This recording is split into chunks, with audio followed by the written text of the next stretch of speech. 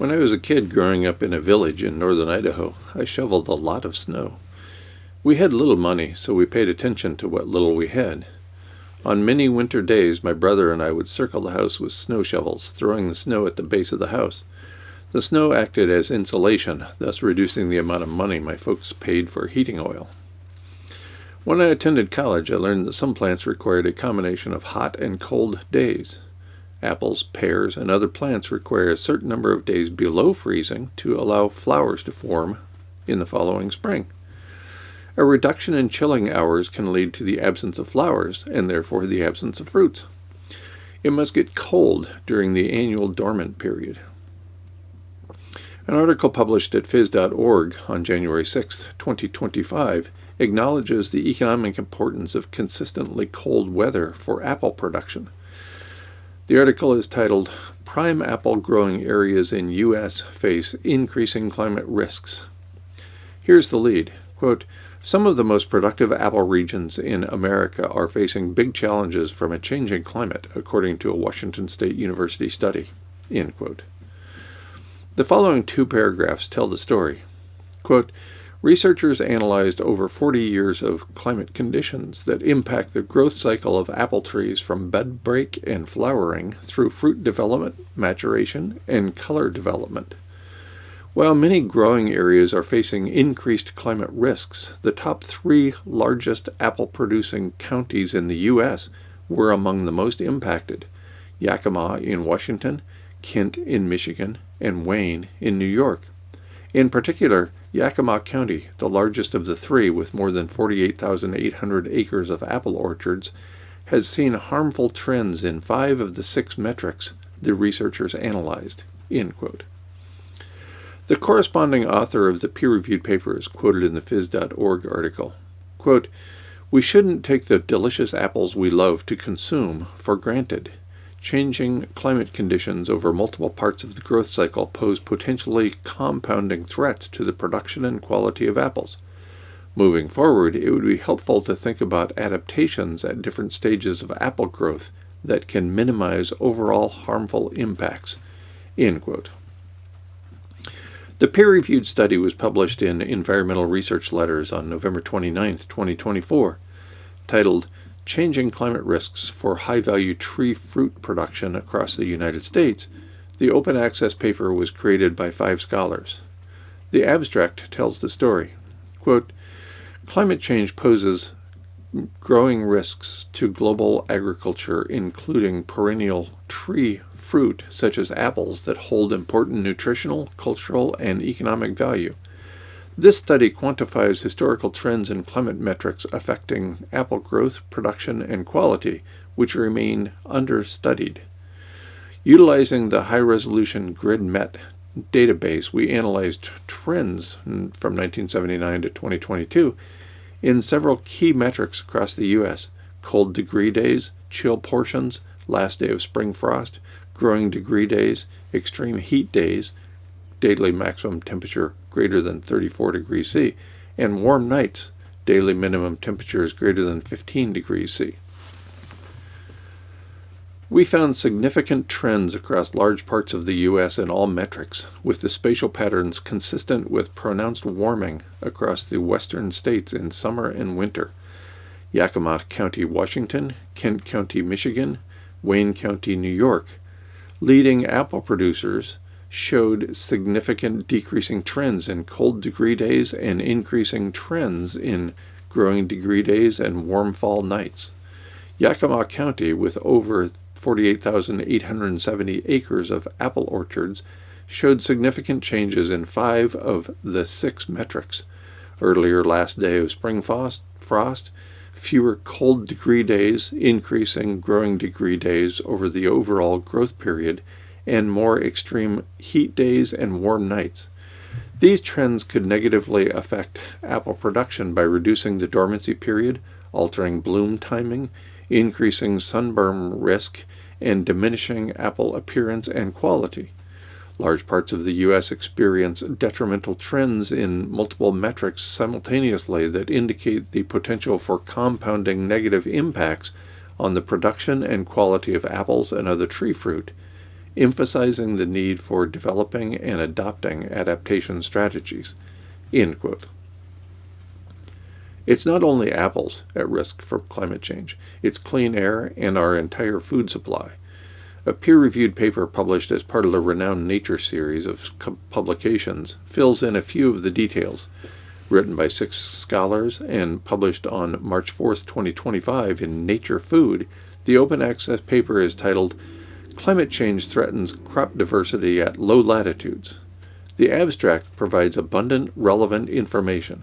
Quote, "Climate change alters the climatic suitability of croplands, likely shifting the spatial distribution and diversity of global food crop production.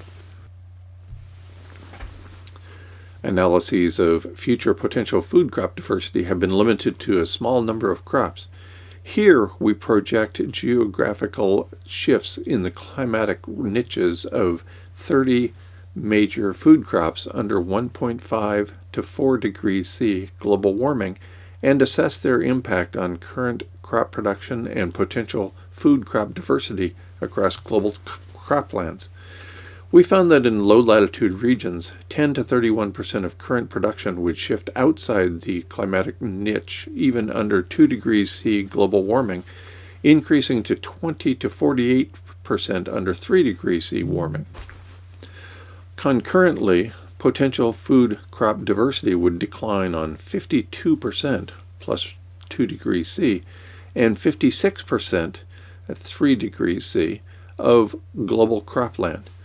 However, potential diversity would increase in mid to high latitudes, offering opportunities for climate change adaptation.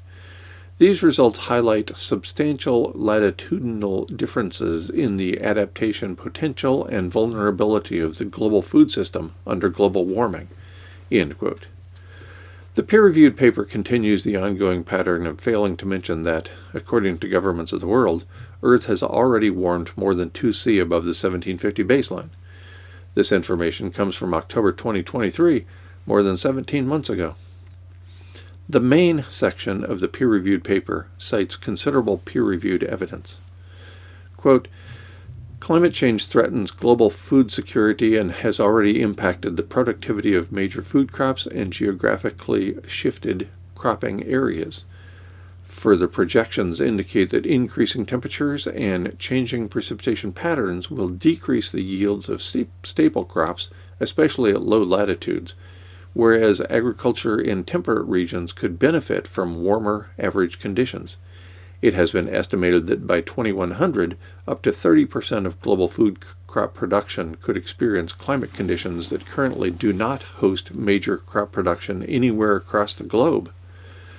Although the existing research on climate change impacts has focused mainly on 4 global staple crops, rice, maize, wheat, and soybean, or several crops aggregated, the projected rapid changes in global conditions could challenge the adaptive capacity of current crop production across crop types, especially in the equatorial region."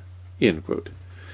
Never mind the 2100 date, we're already on a fast track to losing habitat for food plants. It's not only apples. The main section continues, again with abundant peer-reviewed evidence. Quote, "Changing climate conditions, together with various socioeconomic factors such as market incentives, will probably influence the diversity of crop types that can feasibly be cultivated on current croplands. Higher diversity in local crop production supports the stability and the diversity of food supply at the national scale and the resilience of production to stressors such as pests and the increasingly frequent adverse weather conditions due to climate change. Furthermore, crop diversity allows climate change adaptation by selecting crops that are resilient to local climate conditions or by diversifying production, for example, through crop rotation. Several studies on the climatic suitability of croplands shows that the optimal climate conditions for many food crops are shifting away from low-latitude regions towards mid to high latitudes. However, these studies mostly focus on district to regional scale analyses or cover a limited number of food crops, hence hindering quantitative comparisons of impacts between individual crops or analyses of potential food crop diversity across regions. Furthermore, existing studies analyzing future changes in potential crop diversity at the global scale have focused on the environmental impacts of such changes, rather than the consequences for climate change adaptation potential in food crop production. Thus, a comprehensive and quantitative global view of the impacts of shifting climate suitability on current crop production and changes in potential food crop diversity is lacking. To bridge this knowledge gap, we assess the future climatic suitability of global croplands for 30 major food crop types and quantify the changes in potential food crop diversity given climate conditions across 4 global warming levels ranging from 1.5 degrees C to 4 degrees C. We delineate the climatic niche for each crop by applying the safe climatic space concept, which maps the current climatic space of the major production areas of each crop, contributing to the largest 95% of production, using 3 climate parameters: annual precipitation, biotemperature, and aridity. Then, under future climate conditions, we examine which locations would fall outside these climatically fixed crop-specific safe climatic spaces, both on the current production areas of each crop and on the total cropland of all crops. Applying the safe climatic space concept for individual crops instead of combined production and extending projections on the total global cropland area allows us to holistically project global changes in the climatic potential of croplands and to globally identify hotspots of increasing or decreasing climatic suitability, for example, for all cereal crops. Additionally, it allows us to analyze changes in the potential diversity of food crops, which is important for the resilience of crop production, given future temperature and moisture conditions." End quote. It's not only apples, it's not only low latitudes.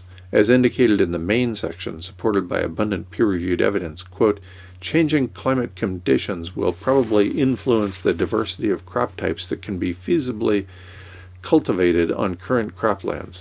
End quote. Perhaps I'm merely pessimistic with respect to the human response to climate change. However, I am confident that the probably in the latter sentence is a definitely. Quote, "Changing climate conditions will definitely influence the diversity of crop types that can feasibly be cultivated on current croplands." End quote. It's already happening. There is nowhere to go but down.